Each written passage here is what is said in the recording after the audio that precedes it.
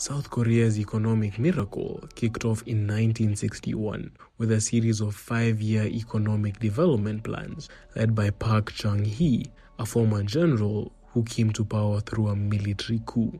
During his time in office, South Korea experienced the bulk of the growth that helped uplift the country out of third world status and set it on a path towards becoming an economic powerhouse. Although South Korea described itself as a free market economy, it was really the South Korean government driving economic growth up until the 1980s and 90s. This was clear from the structure of the government, where the head of the Economic Planning Board, or the EPB, held the rank of Deputy Prime Minister, making them second in command. The EPB had enormous power to shape the country's economy. The government controlled things like capital movement, especially for foreign investment, set prices, and decided where to allocate resources. They even funded research and development and shared the financial risks with the private sector.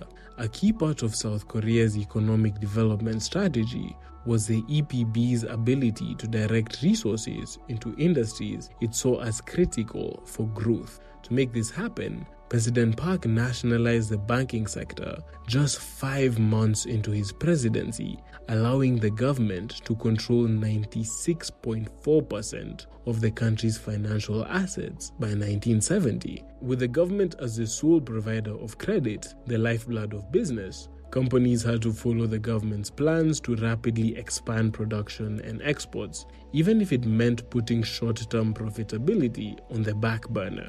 In 1973, President Park launched an ambitious industrial program called the Heavy and Chemical Industrialization Program. This program aimed to achieve Park's bold goal of raising the country's per capita income to $1,000 by 1981, while also addressing geopolitical insecurities after the withdrawal of 24,000 US combat troops from South Korea. With the Korean War still fresh in the minds of many officials, there was a strong push to develop heavy industry to become self-reliant in defense. As a result, many of the industries that grew during this time were defense-related, like petrochemicals, steel, shipbuilding, non-ferrous metals, and electronics. This initiative led to the creation of South Korea's first steel mill, modern shipyard, and locally designed cars, while new companies emerged in advanced industries like electronics, machinery, and chemicals. The results were nothing short of remarkable. Between 1972 and 1979, the country's per capita income grew more than 5 times, and exports exploded, growing 9 times. Park not only met his $1,000 per capita income goal, but he achieved it 4 years ahead of schedule. Even though South Korea was a key ally of the US during the Cold War and did receive some foreign aid, this aid played a surprisingly small role in the country's industrial success. President Park was severely critical of how his predecessor, Syngman Rhee, had relied so heavily on aid in the 1950s, seeing it as a weakness that distracted the government from its main goal of driving rapid development. As a result, the level of aid dropped sharply in the 1960s.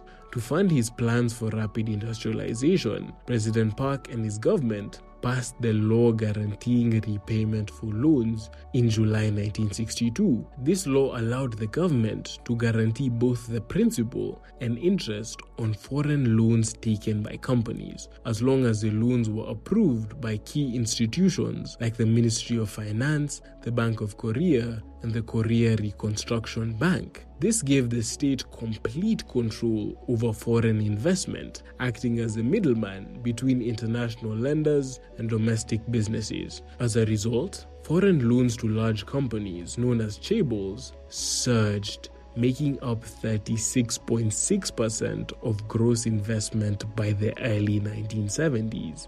These chaebols are massive South Korean conglomerates, often controlled by a single person or family. Some well-known examples include Samsung, Hyundai, and LG Group.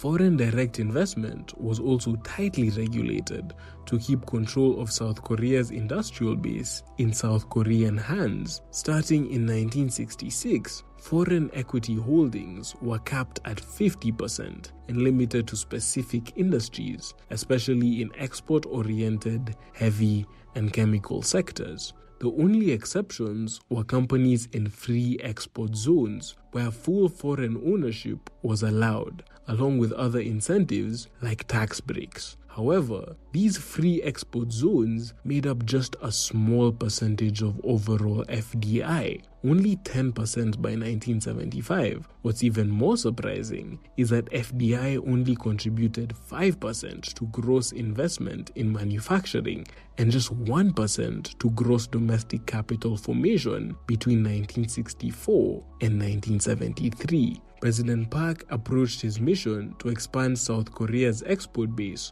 with the same military precision he had mastered as a general. Between 1962 and 1972, his administration implemented a 50% tax break on all export earnings, giving businesses a strong incentive to focus on exporting. On top of that, the government provided subsidized credit, making it easier for exporters to access the capital they needed to grow and operate. These export promotion policies thrived as South Korea tapped into expanding markets, fueled by the booming post-war advanced economies and demand created by the Vietnam War. The abrupt end of South Korea's export promotion policies came with tough macroeconomic conditions after 1972, including the 1973 to 1974 recession, oil price shocks, and rising interest rates in the late 1970s. Since South Korea was heavily dependent on exports and foreign debt, these global challenges hit especially hard. In response, the government worked to stimulate the economy by borrowing heavily from abroad and expanding domestic credit, which led to a drop in foreign exchange reserves. While many non-oil producing countries faced serious recessions, South Korea's economy defied the odds. It posted impressive GDP growth rates of 7.7% in 1974, 6.9% in 1975, and a remarkable 14.4% in 1976. The government didn't just provide financial support, it also offered non-monetary help through favorable regulations. A standout example is when the government, which owned South Korea's only oil refinery at the time, ordered that all crude oil be transported using Hyundai Heavy Industries ships. This move was a lifeline for Hyundai, the first Korean-owned shipbuilding company, which was struggling with cancelled orders. This jumpstart helped Hyundai grow,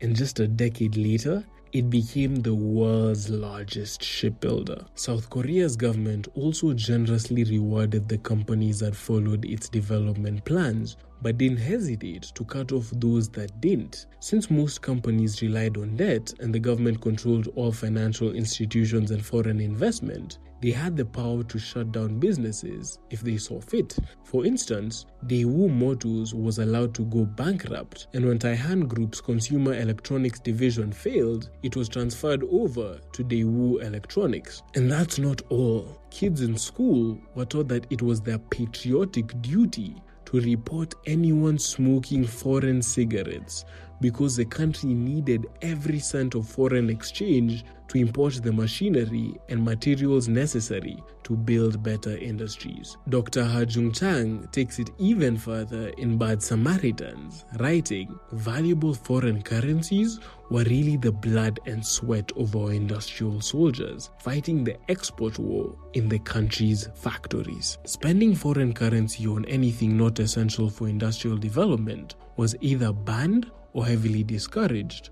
The government implemented this by imposing import bans, high tariffs, and luxury consumption taxes on non-essential items, including small things like sweets, whiskey, and cookies. Even foreign travel was banned unless the government gave special permission for business or study abroad. For context, Tariffs are taxes or duties that a government places on goods being imported into or exported out of a country. Think of them as a tool that makes foreign products more expensive so that locally made products have a better chance to compete. For example, if a country imposes a 20% tariff on imported cars, those cars become 20% more expensive than they originally cost, encouraging people to buy locally made cars instead. Tariffs can also be a way for governments to earn revenue, protect key industries, or even retaliate against trade policies of other countries. Another factor that sped up South Korea's growth